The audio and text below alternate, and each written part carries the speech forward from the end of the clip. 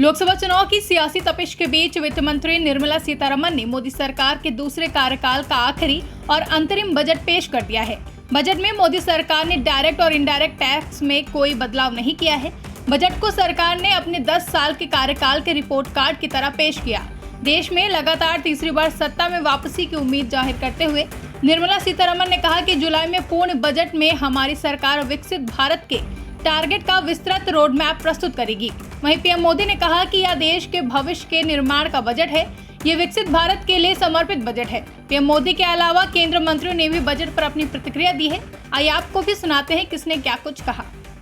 वित्त मंत्री निर्मला सीतारमण जी ने आज जो इंटरिम बजट पेश किया, यह फुल फ्लेज बजट नहीं है, इंटरिम बजट है, लेकिन इंटरिम बजट जो भी उन्होंने प्रस्तुत किया बहुत ही इंकरेजिंग है, बहुत ही उत्साहवर्धक है और आगे के लिए भी और अधिक आशाएं बढ़ती हैं। और भारत की इकॉनमी की साइज जितनी इस समय है, इसमें पूरी तरह से मैं आश्वस्त हूं। इस इंटरिम बजट के कारण ही जो भी इंडिकेशन इस बजट से मिले हैं कि हमारी इकॉनमी जो आज दुनिया की 5 कंट्रीज में है, उसकी साइज बढ़कर 2027 तक मोर देन $5 ट्रिलियन जाएगी और 2030 आगे मोर देन $7 ट्रिलियन तक। सर 2047 का जो एक रोड मैप दिया है प्रधानमंत्री जी ने, उस रोड मैप, उस टारगेट को हम अचीव करेंगे। हम लोग पूरी तरह से काम करेंगे। दुनिया में भारत को तीसरी अर्थव्यवस्था बनाने का जो संकल्प प्रधानमंत्री जी ने किया है, उसी के अनुसार वित्त मंत्री जी का ये बजट हिंदुस्तान की आर्थिक क्षेत्र को मजबूत करने वाला है, एक्सपोर्ट को बढ़ाने वाला है, उद्योग व्यवसाय की तरक्की करने वाला है और रोजगार नए क्रिएट करने वाला है। मुझे विश्वास है कि इंफ्रास्ट्रक्चर को अब जब से ज्यादा प्रायोरिटी मिली है। हमारा भी बजट काफी बड़ा है और निश्चित रूप से आने वाले समय में हमारे देश का रेलवे का, हवाई जहाज, एयरपोर्ट्स, रोड और पावर, ये जो इंफ्रास्ट्रक्चर के चारों क्षेत्र हैं, हम वर्ल्ड स्टैंडर्ड के बनेंगे, ऐसा मुझे विश्वास है। देश के विकास को गति देने वाला, रोजगार को बढ़ाने वाला और गांव गरीब मजदूर किसान के कल्याण की सोच रखने वाला ये बजट आदरणीय प्रधानमंत्री नरेंद्र मोदी जी के नेतृत्व में वित्त मंत्री निर्मला सीतारमण जी ने दिया है। मैं दोनों को बहुत बहुत शुभकामनाएं और शुभेच्छाएं देता हूं। एक ऐतिहासिक बजट है जो पूर्ण रूप से परिलक्षित करता है कि प्रधानमंत्री नरेंद्र मोदी जी के नेतृत्व में जो भारत में एक नई क्रांति और परिवर्तन पिछले एक दशक में आई है, एक विकसित भारत का लक्ष्य, एक आत्मनिर्भर भारत का लक्ष्य, एक विश्व गुरु बनने का लक्ष्य, उन तीनों लक्ष्यों के प्रति पूर्ण श्रद्धा के साथ और गति के साथ भारत बढ़ चुका है। हमारी 4 जो जात प्रधानमंत्री के मस्तिष्क में है, हमारी महिलाएं, हमारे नौजवान, हमारे गरीब, हमारे अन्नदाता, उनके पूर्ण रूप से ऊर्जावान होने के आधार पे ही भारत आगे बढ़ेगा।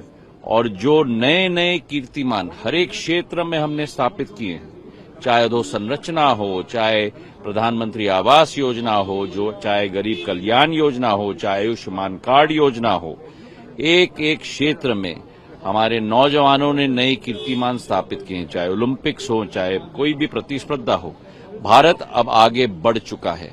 यही समय है, सही समय है। अप्रोच से भारत सरकार की प्रधानमंत्री नरेंद्र मोदी जी के नेतृत्व में चली है।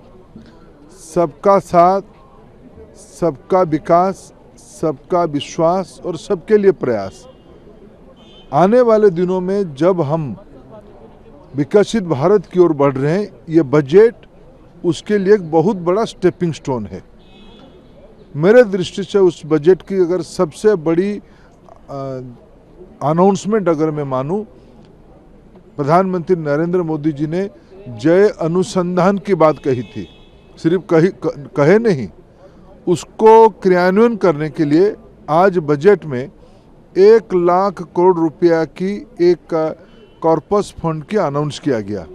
जो संस्था, जो निजी सेक्टर की संस्था, प्राइवेट सेक्टर या इंस्टीट्यूशनल बॉडी लोन लेना चाहेगा 50 साल तक इंटरेस्ट फ्री लोन देने की व्यवस्था है। उसकी सीधा सीधा लाभ भारत की नई पीढ़ी को, विश्व की आवश्यकता को ध्यान में रखते हुए जो टेक्नोलॉजी की नई दुनिया आ रही है उसको भारत की नौजवानों में पूरी ताकत है। राष्ट्रीय शिक्षा नीति क्रियान्वयन हो गया है, इनोवेशन एक जन आंदोलन की रूप ले रहा है और ये 1 लाख करोड़ रुपया की वित्तीय व्यवस्था एक बहुत बड़ी छलांग लगाने के लिए एक लेवल प्लेइंग फील्ड बना दिया गया है।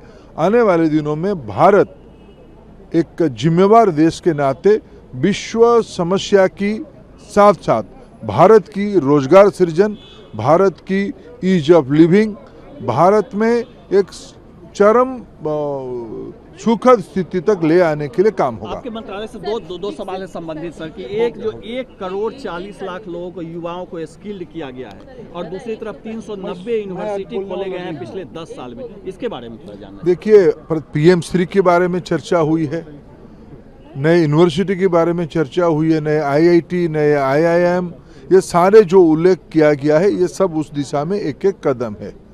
स्किल इंडिया के तहत 1 करोड़ 40 लाख नई पीढ़ी की लोगों को स्किल, अपस्किल, रीस्किलिंग करने की बात कही गई है। ये आने वाले दिनों में और गति पकड़ेगी। इस बजट जिस प्रकार की कैपिटल स्पेंडिंग बढ़ी है इस बजट में, जिस प्रकार की देखिए 3 नया रेलवे कॉरिडोर की बात कही गई, इसकी सीधा सीधा अर्थ ज़्यादा लोगों के लिए रोजगार सृजन होगा, ज़्यादा स्किल मैन पावर लगेंगे, लोगों की जीवन मान में बढ़ोतरी होगा। ये सीधा सीधा कहता है ये बजट में, अगर एक लाइन पे उसको कहूँ, वेलफेयर और वेल्थ क्रिएशन दोनों की संतुलन की ये प्रधानमंत्री नरेंद्र मोदी जी की जादुई करिश्मा है। अंतरिम बजट है लेकिन इतना बढ़िया बजट जो एक दिशा देता है। अगले बार जब रेगुलर बजट पेश करेंगे उस बीच का जो फासला है उसको पूरा करके साथ साथ पूरा 2047 तक विकसित भारत का नींव कैसे रखना है, इतना सुंदर से रखा। मैं वित्त मंत्री निर्मला जी को और आदरणीय प्रधानमंत्री मोदी जी को बधाई देता हूं। इतना शानदार अंतरिम बजट जो पेश किया है आज, और कोई सेक्टर छूटा नहीं है। आप देखेंगे इंफ्रास्ट्रक्चर से लेकर के वेलफेयर, महिलाओं के लिए, युवाओं के लिए, खिलाड़ियों के लिए, साइंटिस्ट वैज्ञानिकों के लिए, बॉर्डर एरिया के लिए, और जो GST का कलेक्शन रिकॉर्ड पे रिकॉर्ड कलेक्शन हो रहा है। इतना बढ़िया फाइनेंशियल स्थिति देश का आज मोदी जी के नेतृत्व में पहुंचाया है कि हम दुनिया का सबसे कॉन्फिडेंट देश बन गए हैं आर्थिक व्यवस्था के मामले में। ये विकसित भारत के लिए जो 4 पिलर रखा गया, किसान, युवा, गरीब और महिला, ये चारों का समावेश था इसमें। अब प्रधानमंत्री आवास में 3 करोड़ 2 करोड़ घर और स्वीकृत करना,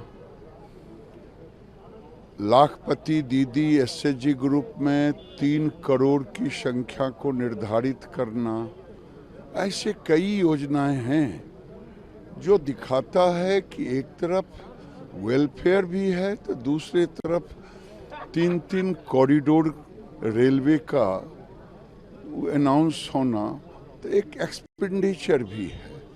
तो ये समावेशी विकास का इससे बड़ा और कुछ उदाहरण नहीं हो सकता। कमेटी गठित करने की भी बात कही गई है आज के बजट में, इस पर क्या कहना? स्वाभाविक है,